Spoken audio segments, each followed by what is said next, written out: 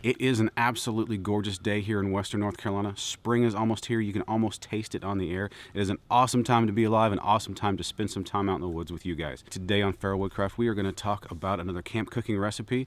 This one is pizza soup. I'm not going to get into particulars on how and why I came up with it, but it is really good. It's perfect for one of those nights when you don't have a lot of time, whether you're at home or in the woods.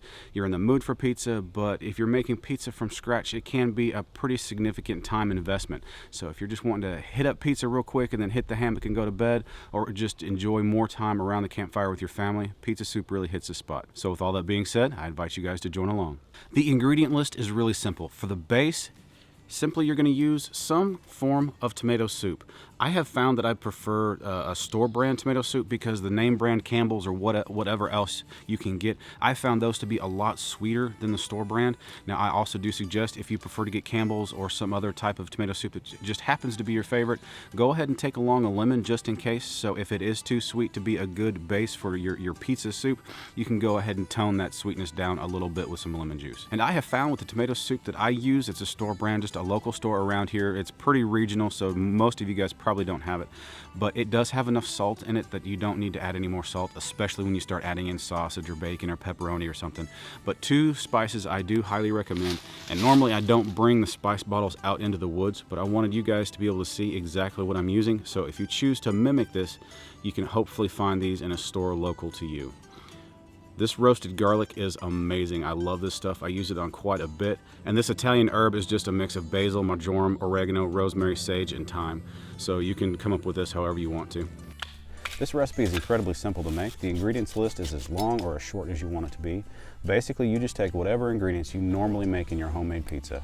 Take those, set them aside. Today we're going to be using onions, green pepper, mushrooms, and pepperoni just to make a simple traditional pizza. After that, add some roasted garlic powder and some Italian herb seasoning, and that will transform your condensed canned tomato soup into more of a pizza type flavor. I also do recommend using pepperoni as part of your base, as that builds more towards the traditional pizza flavor as well. I do like to cut things on the big side just to kind of add to the texture, because this is soup. You're not going to get a lot of the textures that you're used to with pizza. Go ahead and get that on to heat up a little bit.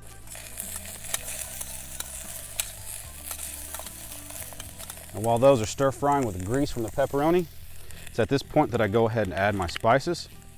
Just the Italian herb mix. Add a lot, folks. I cannot emphasize that enough. Add quite a bit. And it is this roasted garlic that really makes it, in my opinion. Go ahead and give it a stir, and we will add our tomato soup.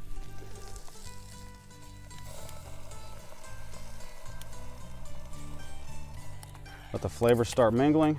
The directions on most condensed canned soups say to add 1 equal part water as to soup. In my opinion, this is better if you only use half the prescribed amount of water, but it is totally up to whatever consistency you want. So about a half a can. That in there.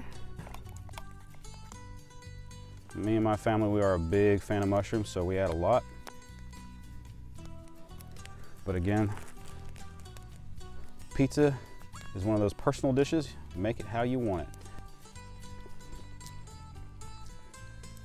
That is actually perfect. Go ahead and take it off the heat. And here's the part that brings it all together. Just tear off chunks. And this is too much. I brought too much out here. Just tear off chunks of fresh mozzarella cheese.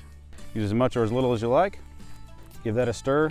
That will help cool it down so you can eat sooner. Once you stir that up just a little bit, take some grated fresh Parmesan cheese. Put your lid back on. Let that sit for 5 minutes. Now, if you're one of those where having a good pizza crust is essential into having a good pizza, grab some sourdough pretzel sticks or pretzel rods and shove 3 or 4 in your soup. You guys a close up here. You want the cheese nice and stringy, just to again kind of mimic the texture and the pizza experience, so to speak. But yeah, man, this is smelling amazing.